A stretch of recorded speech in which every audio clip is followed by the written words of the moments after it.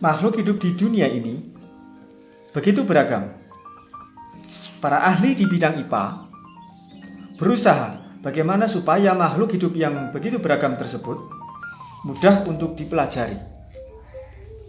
Salah satunya yaitu dengan menggolong-golongkan atau mengelompokkan berdasarkan persamaan ciri-ciri yang dimiliki. Kegiatan mengelompokkan makhluk hidup berdasarkan persamaan ciri-ciri tersebut disebut sebagai klasifikasi makhluk hidup. Contohnya adalah ini, sama-sama bakteri dikelompokkan menjadi satu kelompok, itulah klasifikasi makhluk hidup. Banyak ahli yang mengeluarkan teori klasifikasi makhluk hidup. Namun yang akan kita pelajari kali ini adalah klasifikasi dari R.H. Whittaker.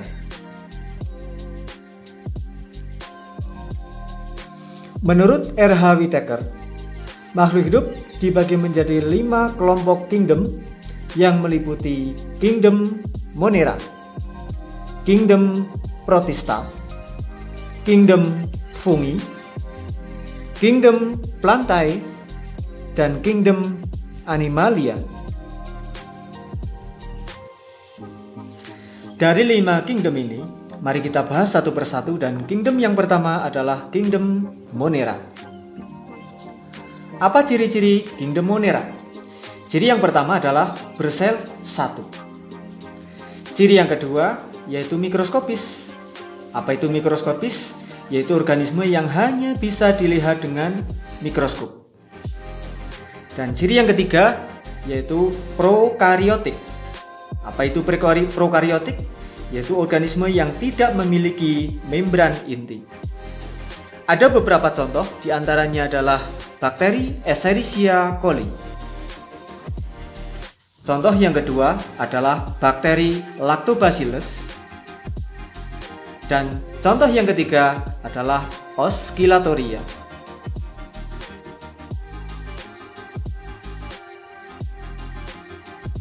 Ya, kingdom yang kedua yaitu kingdom Protista. Apa ciri-ciri kingdom Protista? Yang pertama adalah bersel satu. Namun ada juga yang bersel banyak. Ciri yang kedua yaitu eukariotik. Apa eukariotik? Yaitu organisme yang memiliki membran inti. Contohnya ada beberapa, diantaranya adalah Euglena. Ini adalah contoh yang bersel satu. Dan Fucus. Ini adalah contoh yang bersel banyak dan hidup di laut.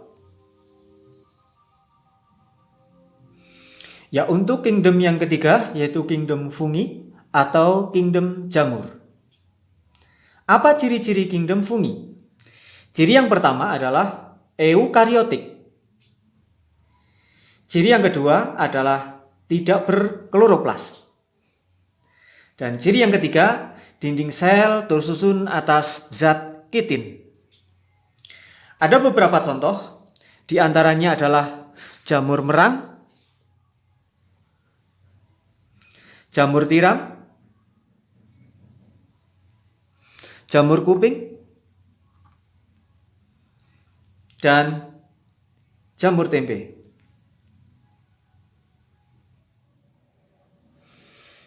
Baik, kingdom yang keempat adalah kingdom Plantae. Apa ciri-cirinya?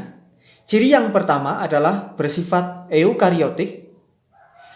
Ciri yang kedua, bersel banyak. Ciri yang ketiga, autotrof. Autotrof itu organisme yang dapat menyusun makanan sendiri. Dan yang keempat adalah dinding sel tersusun atas selulosa. Ada beberapa contoh, misalnya adalah lumut daun, lumut hati, paku sarang burung, suplir,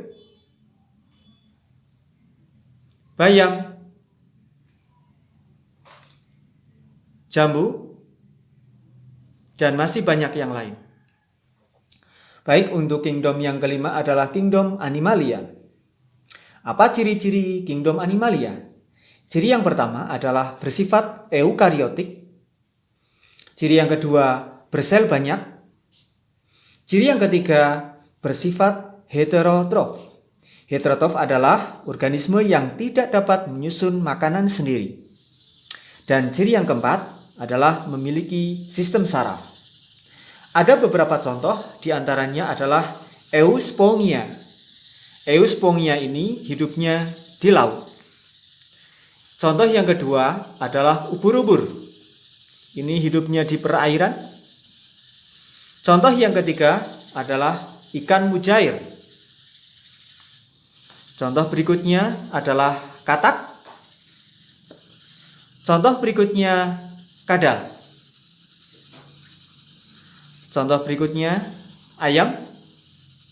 Dan masih banyak yang lain.